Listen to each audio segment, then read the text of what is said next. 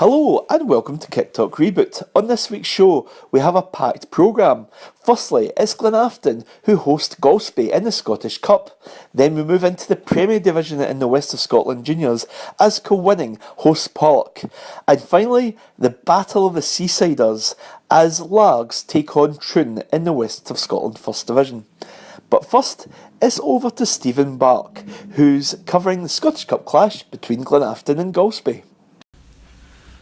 Full time at Loch Park, it finished Glenafton Athletic 6, Golspie Sutherland 1 in the Scottish Cup second preliminary round. It could have been a completely different story for Glens, though. They started the match really poorly and eventually fell behind after just 15 minutes.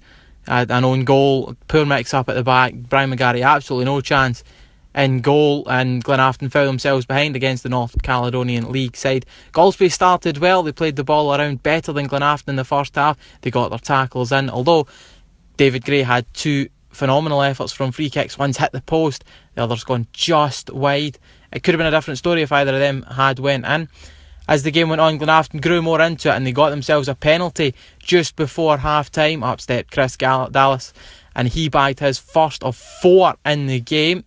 In the second half, however, Glenafton came out, Golspie very tired. It was their first game of the season, not much else they could have done. Chris Dallas bagged the second half hat-trick.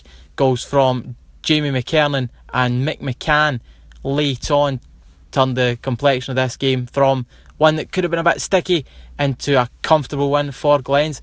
They await the results of the first round draw in the next few minutes to see who they will get. And thanks to Stephen for his up-to-the-minute match report there, and we can tell you that Glenafton have drawn Glasgow University, all 3 Rovers at home at Loch Park, and the match is due to be played on the 23rd of September. So now it's over to Stuart McConnell, who was at Abbey Park for the battle between Kilwinning and Pollok. The final score in the Sneak Super League Premier Division match was Kilwinning Rangers 1, Pollok 2. There are contrasting fortunes for both sides going into this match, with Buffs having won their opening 2 games and Pollok losing twice. It was all set for what looked like an entertaining contest. In the 9 minutes, Buffs had the ball in net. Brian Boylan shot home, it's ruled out for offside. Carla Monty, the former Pollok man, shot inches wide in 13 minutes. On the half hour, a free kick by Carla Monty, the ex-Pollok man, went just over the bar from 25 yards. However, 2 minutes later, McCluskey scored with a pile driver from 25 yards into the top corner, giving Adam Strain no chance. A header from 6 yards by Tommy Maitland was cleared off the line from 6 yards in 40 minutes. Then Dave Winters, former Pollok man, volleyed just wide from 20 yards a minute later. We're on the air and Monty sent a 22 yards soaring into the top corner to make it 1-1. 79 minutes victory was sealed for Pollok when the unmarked McCluskey got too much room in the box and shot home from 10 yards. 2 minutes from time, Monty had his free kick blocked by his former side as the visitors held on to post the victory, their first of the season. Kilwinning have started well with 6 points from 3 games, not too bad, maybe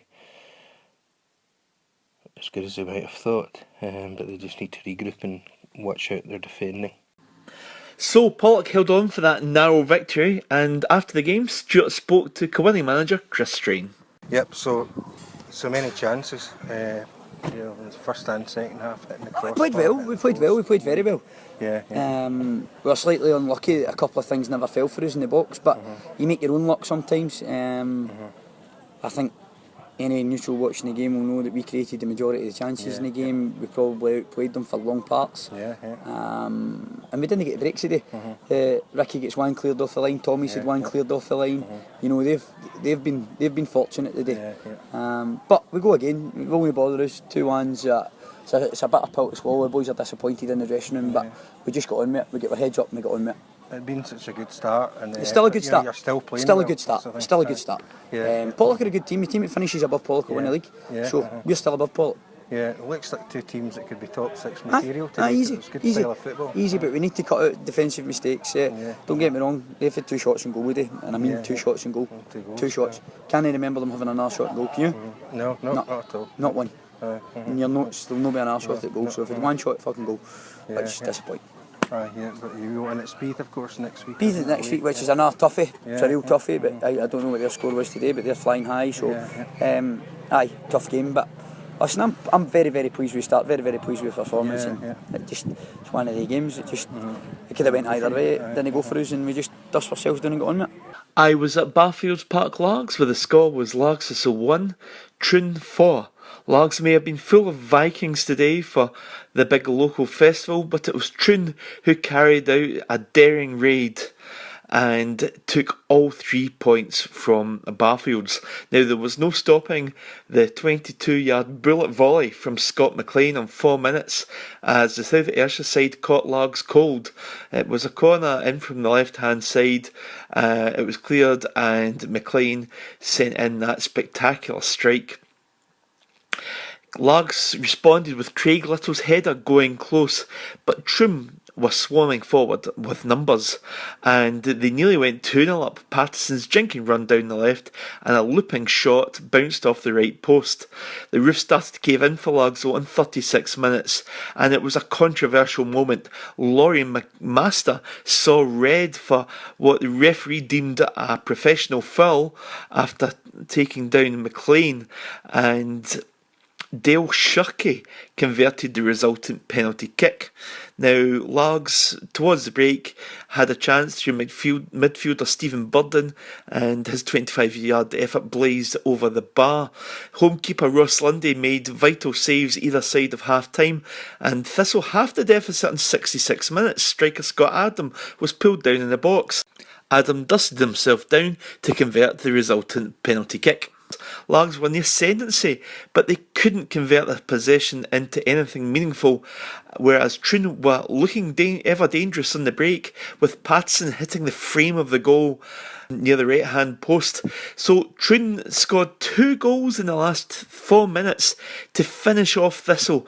A trial showed some fleet-footed moves to tuck the ball under outrushing Lundy before a slick passing move on the left-hand side resulted in McLean driving the ball home for his second of the afternoon. So full marks for Troon, 11 goals in 2 games.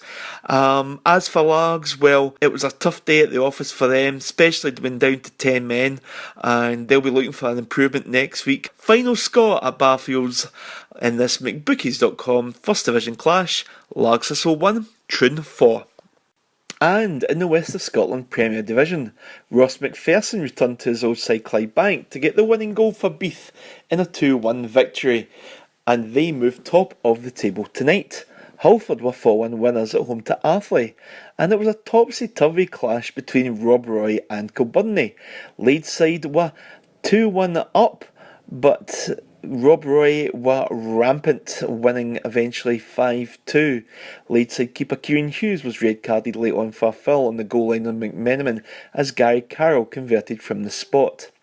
And a hat-trick from Castles put Petershill top of the castle, as it were, in the First Division after a 4-0 demolition of Oven Meadow.